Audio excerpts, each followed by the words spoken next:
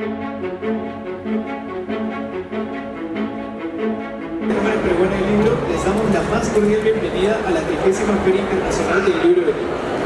La siguiente actividad forma parte de la programación cultural del Auditorio Laura Riesco, que cuenta con la valiosa colaboración de la Fundación BBVA, a quien agradecemos por su constante compromiso con la cultura y la promoción de la lectura. Agradecemos su presencia en el primer peruano en el espacio de Daniel Salvo, que estará a cargo de José Luis, César Santibáñez y Daniel Salvo, organizado por Patrimonio Editorial. Para comenzar con la actividad, por favor, recibámoslo con fuertes aplausos.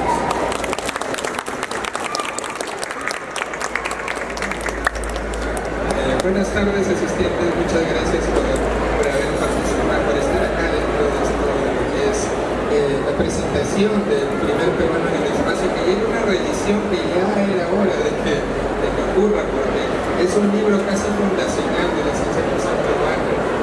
Todo el mundo lo recuerda con mucho cariño, y es algo que pues acá tanto José Luis como César Santibáñez van a hablar mucho de las repercusiones que han tenido sobre lo que es la ciencia ficción peruana, el trabajo de Daniel Salvo, porque así, él es un escritor prolífico de ciencia ficción y siempre termina a nosotros pues, ilusionándonos cada libro nuevo que él saca. Es un honor para Patrimonio Editorial ser el que ha tomado pues la bandera del primer peruano en el espacio y poder volverla a presentar y darle esta nueva edición que es necesaria con todo lo que tiene que ver. Así que muchas gracias a todos, muchas gracias tanto a César como a José Luis por estar acá acompañándonos en esta presentación, y les dejo junto a todos estos grandes autores.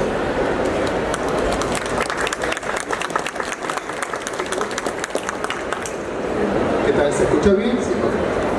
Buenas tardes, muchas gracias por venir, muchas gracias por estar aquí. Muchas gracias a Daniel por la invitación, a Pepe, que de hecho en mis sueños más salvajes estaba yo en una mesa con dos de mis autores referentes, así que porque no siento feliz.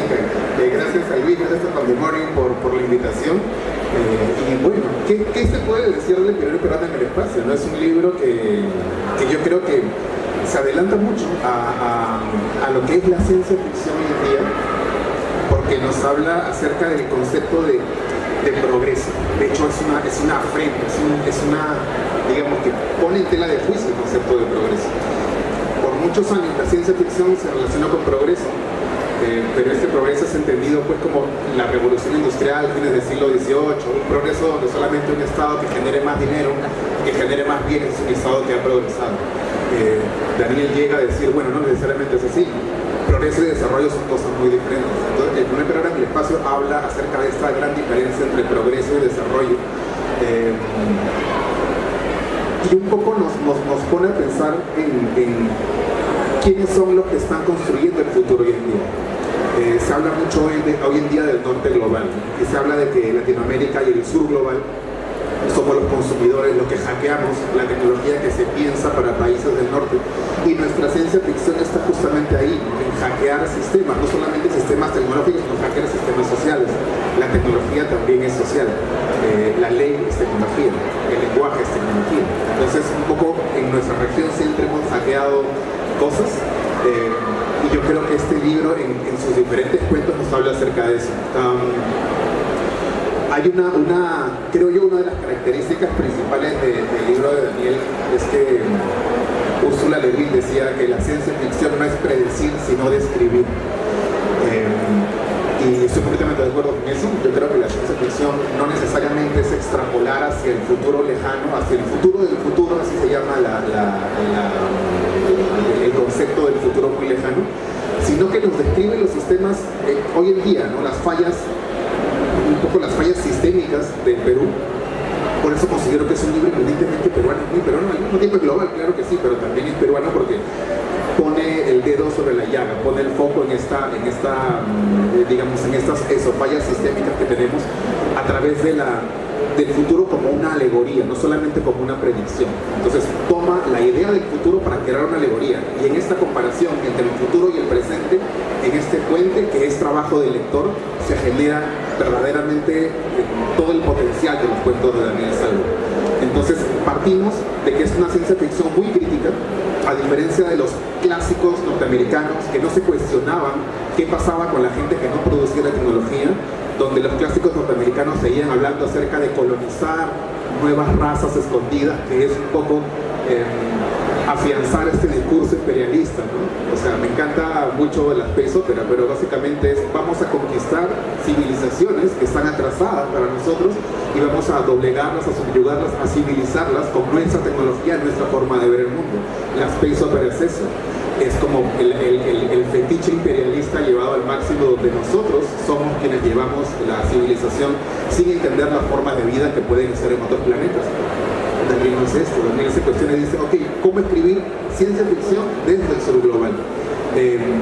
Los grandes autores son magníficos, me encantan, pero no se cuestionaban esto.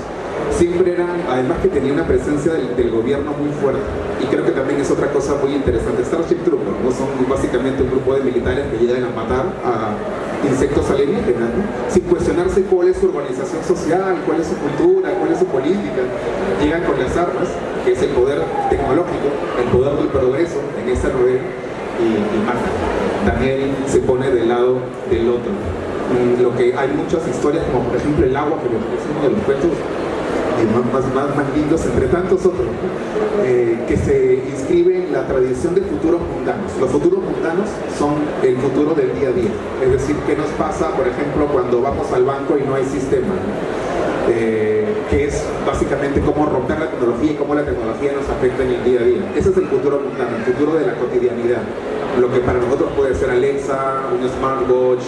Los futuros mundanos están cerca nuestro, en el celular. Y es un poco ese concepto que me viene a la mente cuando pienso en algunos cuentos de Daniel, el concepto de futuros mundanos y además el concepto de futuros usados.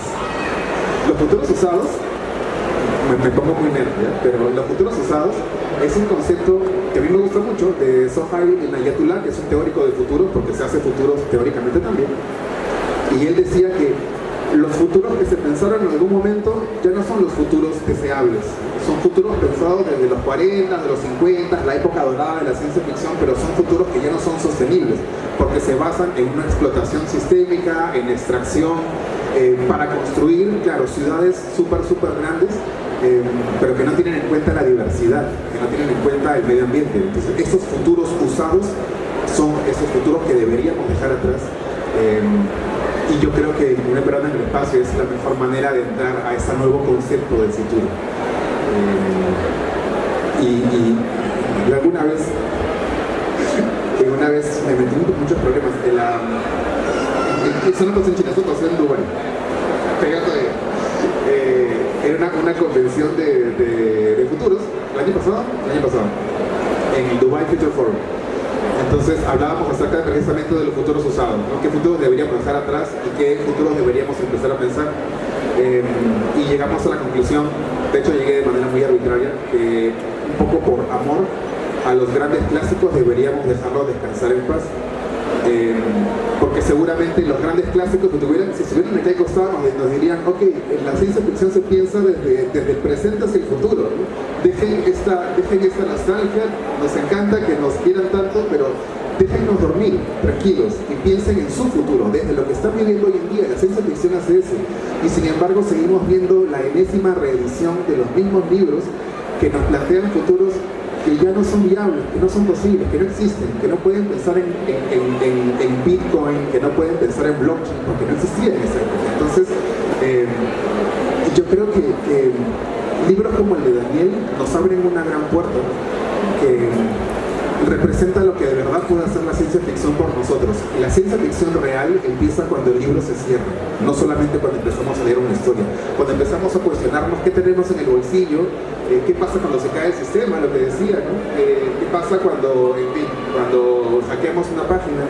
Y yo creo que uno de los primeros libros, porque yo lo leí cuando recién salió, ¿no?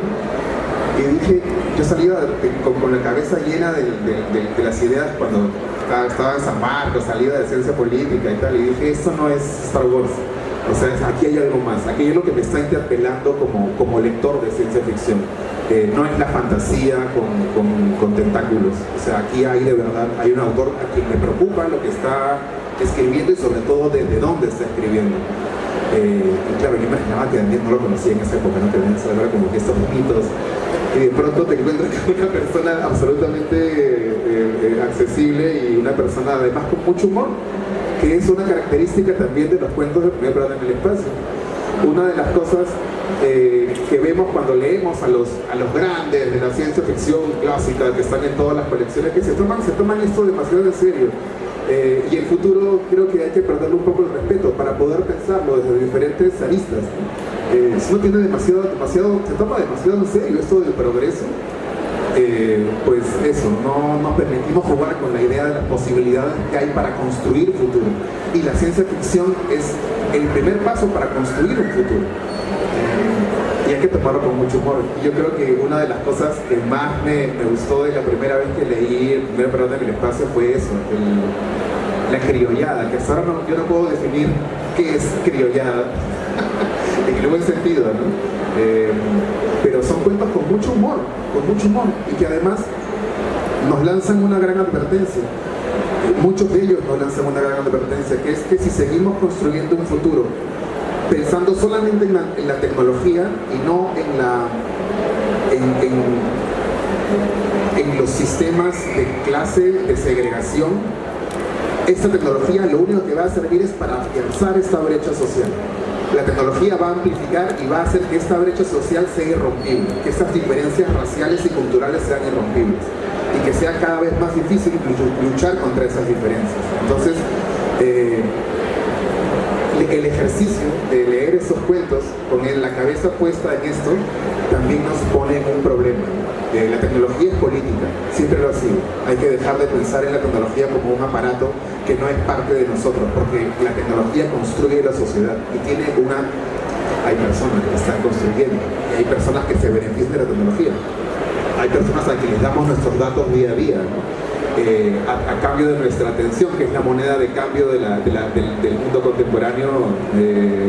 Nuestra atención y nuestro tiempo es la moneda, y la tecnología puede destruir o puede afianzar esos sistemas sociales con los cuales no estamos tan a gusto.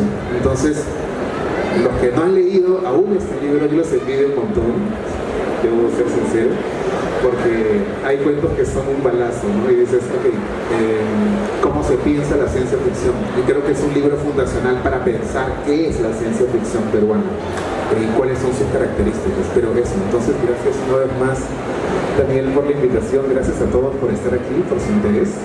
Gracias, Pepe, de verdad es un honor estar con ustedes. Gracias.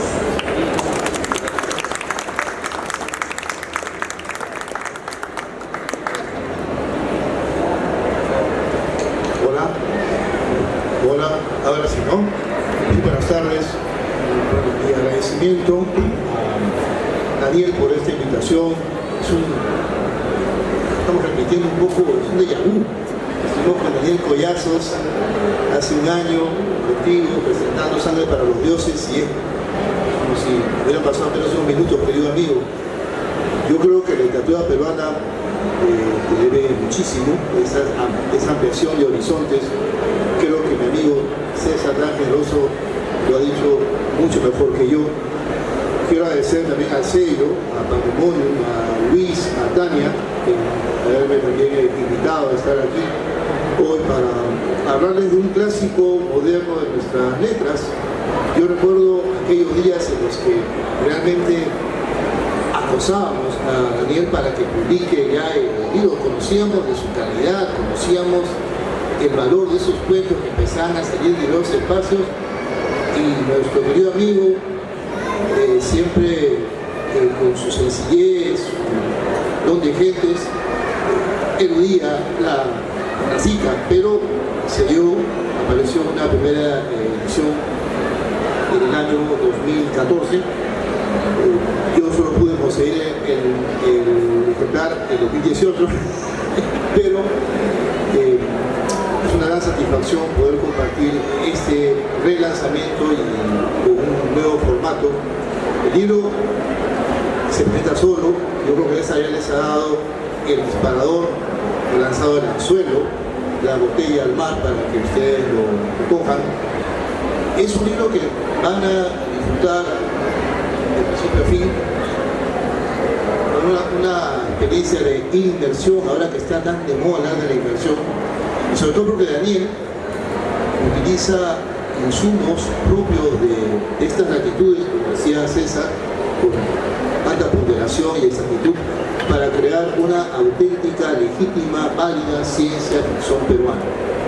Yo me voy a atrever, ya le consulté a Daniel, me honraron pidiéndome un texto y voy a leer un fragmento, no lo quiero aburrir, tampoco el famoso spoiler, no les quiero adelantar nada. Yo también ya estoy impregnado del libro, lo he leído varias veces y no me canso ni me cansaré. Yo le puse un título, Tania, siempre amable, creo que me ha sobreestimado. Yo en realidad no me siento un académico ortodoxo, en todo caso soy un académico excéntrico, heterodoxo y muy insoportable a veces, ¿no? Por mis ganas de provocar, mis ganas de dar la contra, ¿no? Mi esposa sabe, mira que también sabe, porque soy insoportable muchas veces, ¿no? Pero yo quería leer parte de este texto, un ensayo muy libre, pero que revela no solo mi estima por estos cuentos, mi estima literaria, mi respeto por estos cuentos, mi admiración, sino también es un homenaje a mi amigo, a Daniel Salvo, que tanto ha hecho por las letras peruanas, tanto ha hecho porque estos horizontes dejen de ser pues tan concentrados en ciertos grupos de poder y se abra como una expansión, ¿no?, hacia varias direcciones. Por eso estamos aquí y por eso seguiremos aquí. Titulé a mi texto, advierto que no voy a leerlo todo por si acaso, ya son 4:16 y aquí está la estrella, que le tiene que hablar. Voy a leer parte del inicio y algunos fragmentos que no escandalicen tanto, porque hay fragmentos muy duros, quizás haya censura, no lo sé, y dice así: hablar de literatura de ciencia ficción, horror o narrativa fantástica en el Perú de hoy ya causa menos escozor o mohines de extrañeza que hace 20 o más años. Resulta hasta una perogrullada afirmarlo. Quienes han seguido la intensa dinámica de estos géneros, que con anterioridad parecían tan ajenos a la tradición, entre comillas, lo saben, autores, investigadores y heroicos editores que han dedicado varios años a despejar el camino mediante variadas estrategias, mezcla de tenacidad y afinadas capacidades de observación. Aunque todavía en ambientes neófitos o sin mayor conocimiento del asunto, la gente exprese frases bastante ingenuas o superficiales como "esto existe aquí". Quien escribe este texto, nada académico por cierto, sino impulsado por su propio quehacer creativo, puede también corroborar el lento pero inevitable amanecer de nuevos modos de ejercer el oficio sin deudas o cortapisas. Si el fin de la infancia concluyó y se ha ingresado a la adultez, aquel es un predio que grandes especialistas como Elton Honores, Giancarlo Stagnaro, Richard Remachi o Helen Garnica sabrán explorar con la solvencia que los caracteriza. Este breve texto no tiene otro propósito que celebrar la reedición de El primer peruano en el espacio, primer volumen de cuentos publicados por Daniel Salvo allá por 2014.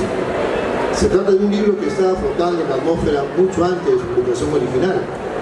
De eso también dan cuenta varios miembros de esta cofradía, amigos de Daniel Salvo, quien se ha resistido a darlos a conocer en conjunto con la prudencia, don de gentes y sencillez que lo pinta el cuerpo entero.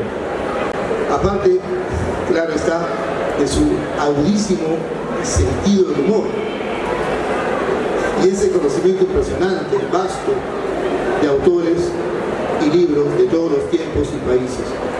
Pero la insistencia da frutos insospechados y así los lectores impenitentes resultamos premiados la carrera o una entrega unitaria de sus grandes historias.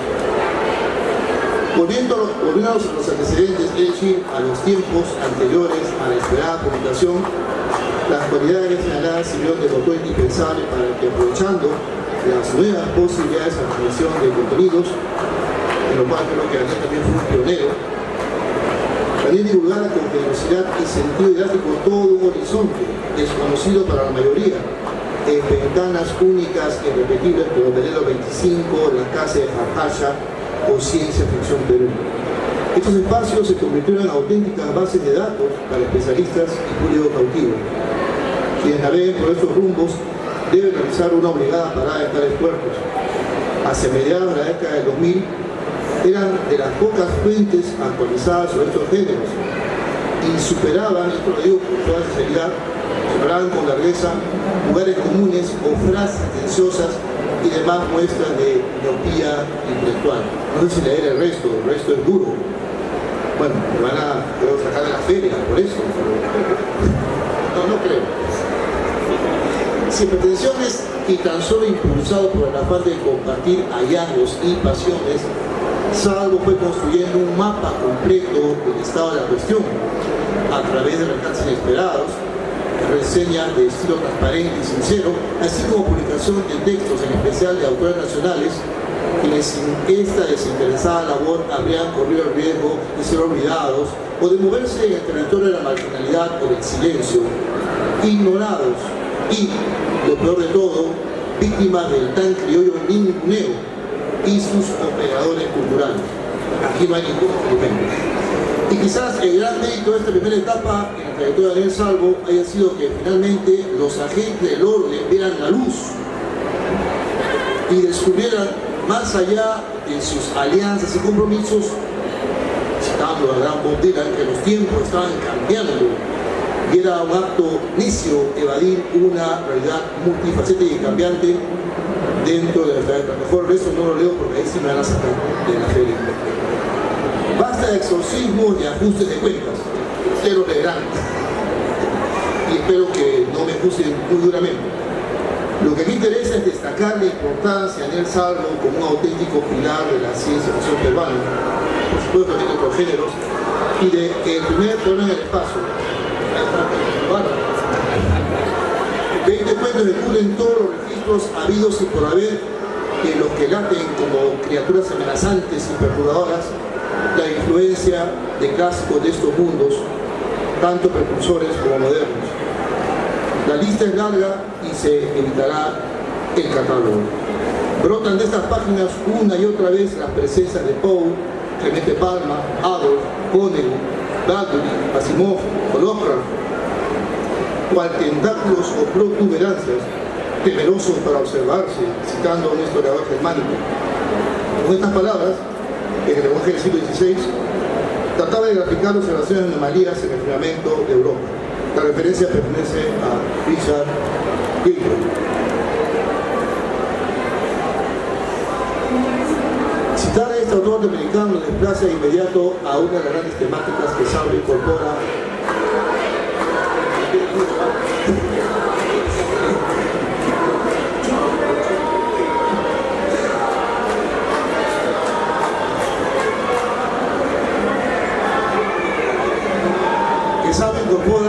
el primer programa en el espacio, la posibilidad de la vida alienígena. Lejos del space opera y las visiones más idealizadas en torno de las especies humanas en la Tierra, la perspectiva del autor es descarnada. O estuvieron aquí siempre como fuerzas primordiales y longevas antes del surgimiento de la humanidad, o llegan de improviso, no para establecer contactos idealizados y románticos, sino para poseernos y suplantarnos, pues nuestra inferioridad es palpable en múltiples facetas. Solo voy a reseñar uno de mis cuentos favoritos. En esa dirección, El amante de Irene es un relato que constituye un verdadero giro y hallazgo original, muy propio del universo del autor. El El protagonista es un hombre en crisis, neurótico y seguro de la infidelidad de su pareja, a quien espera sorprender en pleno acto sexual con el adventizo. El cuento se construye a partir de un suspenso que se ancla en la medianía del pequeño burgués herido de su amor propio, a la manera de Alfred Hitchcock presenta, recordada serie televisiva de las décadas del 50 y 60. La evolución de ese elemento altera por completo una rutina, un orden de cosas. La sospecha se confirma cuando, ante la puerta de la habitación, a punto de abrirla, es un gran momento. El sujeto comprueba que las certezas estaban bien fundamentadas por cada indicio, administrado con suma habilidad en el desarrollo del relato. Y lleva una pistola, por supuesto. El cuento impresiona al lector no solo por el descubrimiento o relación sobre quién es realmente el que tanta explosión de placer muy audible provoca en Irene, sino en la elección que hará el marido engañado al final de la historia, pues percibe algo en el alienígena, el otomano, que su esposa jamás vislumbró.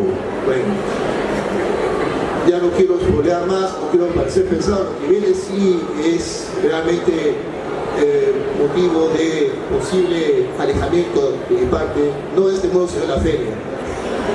Bueno, creo que las bromas él me las permite siempre, y además el sentido del humor es extraordinario. Estoy aquí como un tributo, estoy aquí como tu amigo y tu ferviente admirador, querido Daniel, porque tu obra gráfica, tu obra periodística, crítica y tu obra creativa han hecho en pocos años que los géneros llamados axilares, marginales, laterales ya no lo sean. Gracias a ti, creo que ya hablar de periferias y hablar de no periferias, o hablar de centrales y no centrales, es, como decía en el texto, una probabilidad, querido amigo.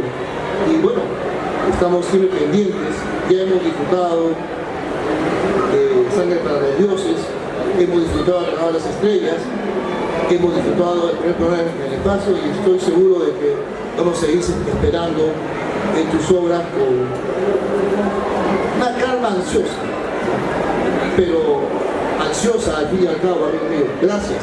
Muchas gracias a todos. Ahora,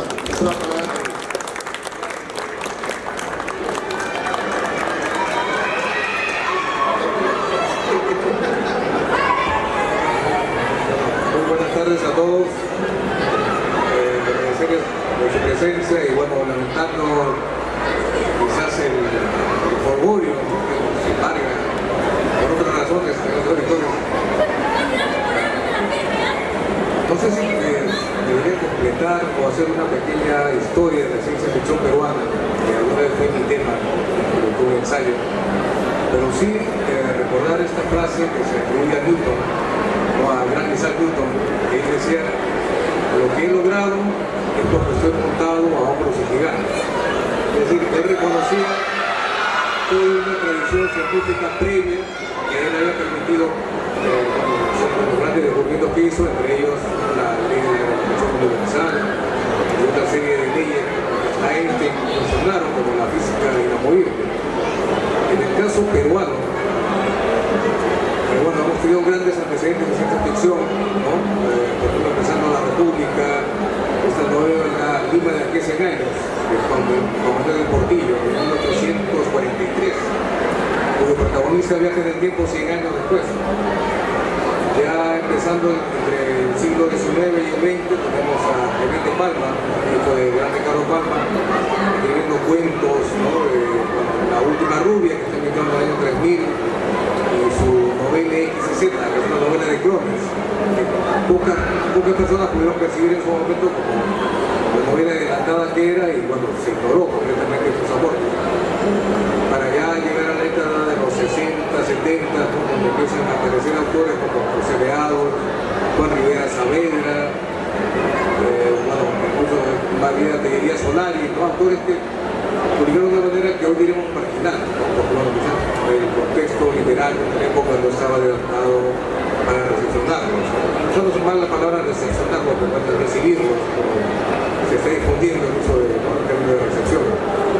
Pero de todos esos autores, hay uno que yo leí en su momento, por recomendación de José Leao, o de Carlos Peñaro, no recuerdo bien, que cuando lo leí posteriormente, me dije, si hubiera leído esto, si hubiera sabido que existía este autor, no me hubiera atrevido a publicar nada, porque no me hace, o sea, lo que he leído en estos cuentos es algo pues, que era sumamente deslumbrante. Me refiero al libro,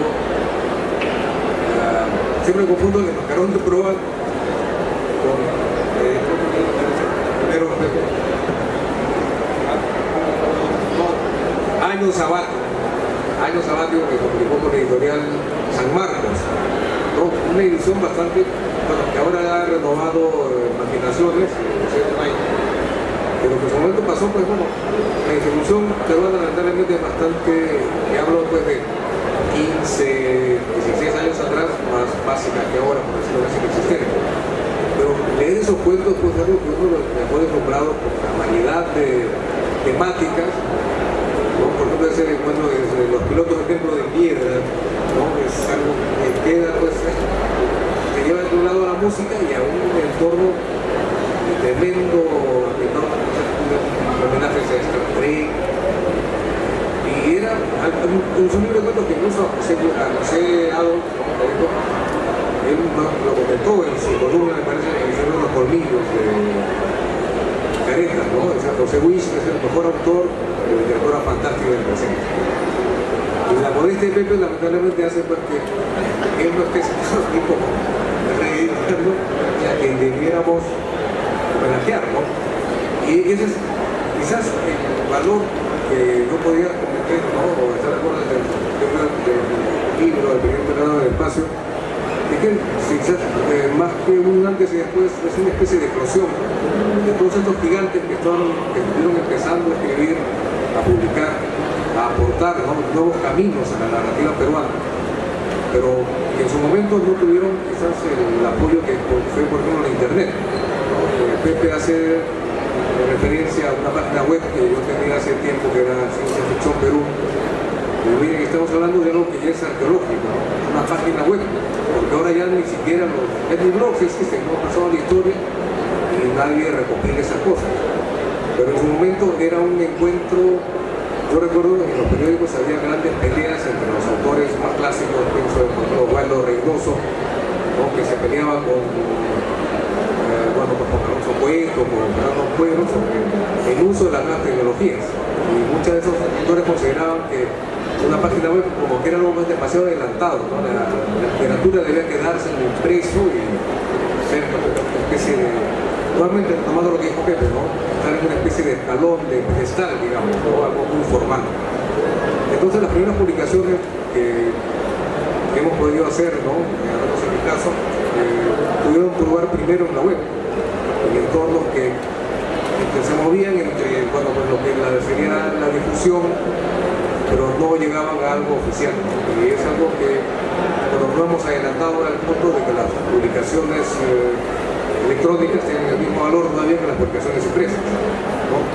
En esas épocas yo recuerdo que se hablaba ya incluso de la parte del libro, cuando se inventa el Kindle, ¿no?, o el libro electrónico, ¿no?, los formatos en PAB, y la gente dice, ya nadie va a imprimir libros en el futuro. Estamos llegando a un futuro en el que los libros no solo se imprimen, sino se reimprimen. En este caso, el primer plano del espacio se publicó por Editorial del Tazón en 2014. Y bueno, pues tuvo una andadura que sinceramente a mí me sorprendió, ¿no?, porque yo dije, bueno, estábamos todavía en las épocas en las que se decía que la ciencia ficción, los géneros menores, los subgéneros no tenían el mismo valor literario que la literatura, digamos, realista, ¿no?, con los grandes campeones que serían pues, Mario Vargas Llosa, luego Echenique, y bueno, tantos otros que nadie negaría pues, su gran calidad artística, literaria, pero que se consiguieron, me parece, que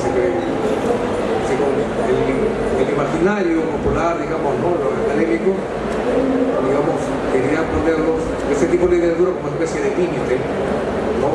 Un límite superior, digamos, ¿no? Y todo lo demás se consideraba subgénero. Entonces, publicar no era ni siquiera no parecía una opción, ¿no? Porque no existía, por ejemplo, el sello Patrimonio, que es una editorial, ustedes verán, es una editorial especializada en los subgéneros, ¿no? Algo que en 2014, 2013, 2010 era simplemente impensable, ¿no? Todo era hasta ahora me parece que muchas grandes peleas o grandes ilusiones de muchos autores y autoras que voy conociendo, ¿no? Personas que me consultan, me dicen, no, algo que le parece que cuento, sigue esta novela, puede seguir. Pero todavía existe un poco esa especie de ilusión, ¿no? Un poco falaz para mí de pensar, si no publicas en los dos grandes sellos transnacionales que hay, no voy a mencionar su nombre, no existe como autor. Y eso también es algo que me parece que ha podido lograr el periodo Esperando en el Espacio, que es la concreción de una noción, de una ilusión, como de crear un espacio como escritores, no solamente por el hecho de publicar en tal sitio o llegar a tal espacio, sino permitir concretar el hecho de que uno escribe lo que uno tiene dentro, ¿no? Y eso no depende de quién te publica, ¿no? O sea, es importante, sí, pienso en el cuidado que le da, por ejemplo, el Patrimonio a la edición, ¿no? Desde la carátula, que es una creación completamente nueva, ¿no? Un artista peruano, Luis, y bueno, la diagramación, el tipo de papel, las presentaciones increíbles que les han hecho José Luis, César Santibáñez, ¿no? Que bueno, aprovechando para presentarlo como quizás las nuevas generaciones de editores peruanos y de escritores. Con él, por ejemplo, compartimos la invitación a la Convención Internacional de Ciencia Ficción de 2023 en Chengdu, en China. Imagínense, ¿no? No invitaron un solo español, no invitaron uruguayos, paraguayos, pero sí tres peruanos. De los tres peruanos, César, yo y bueno, Tania Tiña, la que no se encuentra en estos momentos. Y cómo es el cambio que incluso ya César ya es nuestro pajarón de proa, digamos, nuestra punta de lanza, con Future Fiction, que es la versión en español de una revista internacional, donde tiene ediciones en polaco, francés, y que también desde la sede, ¿no?, italiana, se dedica básicamente a un tema de ahora que se está haciendo más actual que nunca, que es la ficción climática. Y Solar Punk, o sea, poner nuevos futuros, pero nuevamente tecnologizados, no deudores necesariamente de la tecnología, de la alta tecnología del norte, sino recuperando, por ejemplo, tecnologías ancestrales, ¿no?, que podrían funcionar en ese nuevo contexto que se está dando, tenemos ahora el del niño global. Y pienso en el aporte que debería ser estudiar la historia de cómo desapareció la civilización Nazca, por ejemplo, ¿no? Que se dicen a los amigos, dicen, ¿por qué desaparecieron los Nazca? ¿Los conquistaron? No, sino un mega niño y acabó con toda la fauna que había en el sur, ¿no?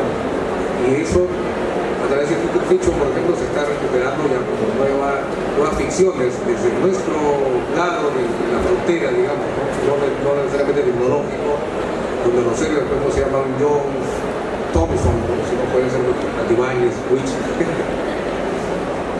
Y no, a mí me gusta pensar que en todo caso de Vivir el Periodo en el Espacio, un título un poco rimbombante, ¿no?, pero es homenaje, pienso yo, a los grandes maestros que también nos han nutrido, ¿no?, a mi generación, sobre todo pienso en Bradbury, Asimov, y ya de manera mucho más reciente, o sea, casi en sus últimos años, ¿no?, José Beado, Juan Rivera Saavedra. Yo pienso que es como una especie de libro de engranaje, o ha fungido tanto, porque los cuentos yo no esperaba esa andadura, ¿no? Un día seguramente voy a ver el libro vendido como salto en el centro de Lima, ¿no? Y a veces más bien hace al revés, ¿no? Que dice, ¿cuándo lo reeditan? ¿Cuándo sale? ¿Qué ejemplares? No hay una sorpresa.